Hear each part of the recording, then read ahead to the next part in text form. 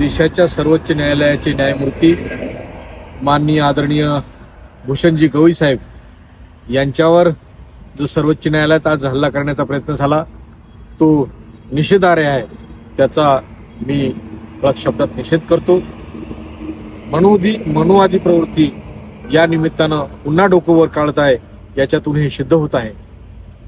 माननीय भूषणजी गवई साहेब हे संविधानाला मानणारे आहेत, संविधानानुसार चालणारे आहे.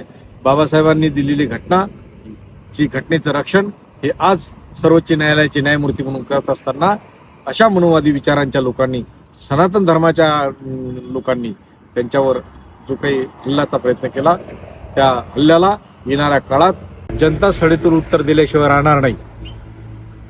आणि सरकारनं गवई साहेबांच्या संरक्षणाची पूर्ण जबाबदारी घ्यावी, ही या निमित्तानं मी सरकारला विनंती करेन.